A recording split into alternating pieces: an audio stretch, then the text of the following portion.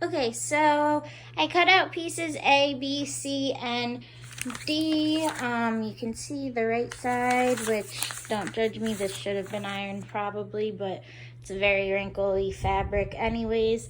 And I made sure to snip all of my notches as well as I went, so don't forget to do that. Now I just have to cut pieces E and F.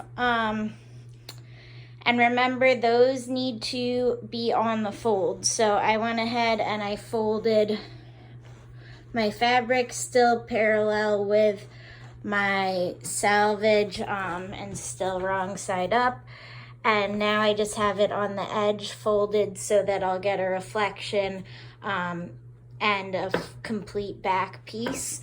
So I'll do the same thing and just line up piece F and pin it in place and then cut that as well. I'm just gonna cut E first and then cut F because I need to line up the pattern again. And just a quick reminder, like we went over in the beginning of the semester, when you're cutting, you will get the cleanest lines if you try to keep the scissors with the bottom blade flat. You don't want to be twisting your wrist in funny ways or cutting with your scissors perpendicular because you will get a very sloppy cut. So try to keep the scissors nice and flat for the neatest lines and make sure that you get the reflection with both of these pieces. You do not want to cut that fold. All right. Okay guys, so now I have all of my main fabric pieces cut out. They refer to, for version 1, it's like main fabric and then contrast fabric. So my orange fabric's going to be my main fabric. And just to clarify, so everybody's on the same page with the pieces E and F, they should end up being twice the size when done. Again, I know my fabric's all wrinkly. You should have ironed yours and hopefully it's not as thin and wrinkly of like a linen material as mine. You're gonna need to, if you used pins, unpin all of your pattern pieces because you're gonna have to cut them out of your contrast fabric now. Even if you didn't pin and made and just traced, I would recommend you do the same step. So it's really easy once you've unpinned your pieces to be confused which piece they are and which direction they go. So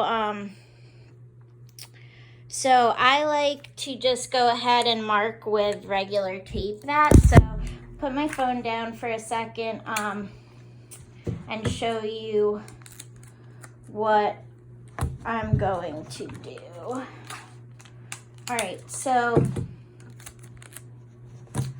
like I said,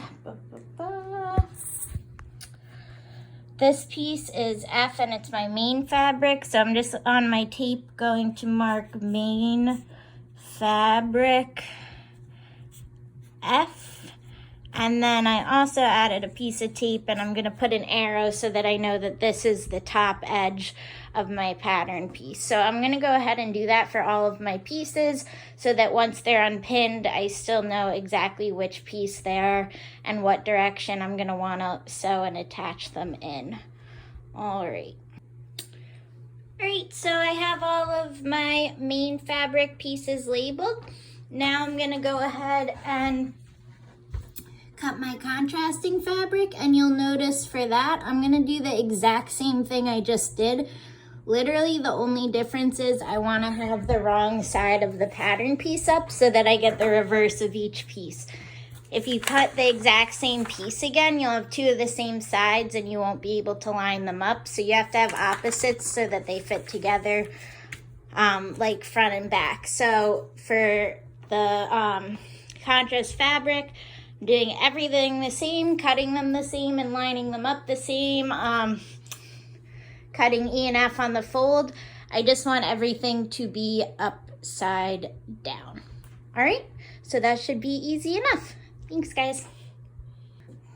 Okay, guys, just a quick amendment to what I just showed you because I had the right side of the fabric facing up. You should still have the wrong side of the fabric facing up because if I reverse both of them, I'm just cutting the same thing again. So I apologize about that. The wrong side of your fabric should be facing up as well as the wrong side of your pattern piece. And if you're having trouble lining up the grain line with the selvage, you can always just kind of see it through the paper and trace it so that you can line that up properly. So I'm going to continue to pin from the wrong side. All right, thanks guys. All right guys, so when all of your pieces are cut out, you should have, no matter what type of fabric you have, 2A, 2B, 2C, 2D, 2F, and 2E. The next step is just to transfer the markings for the buttons and the snaps, I think, onto piece A and C.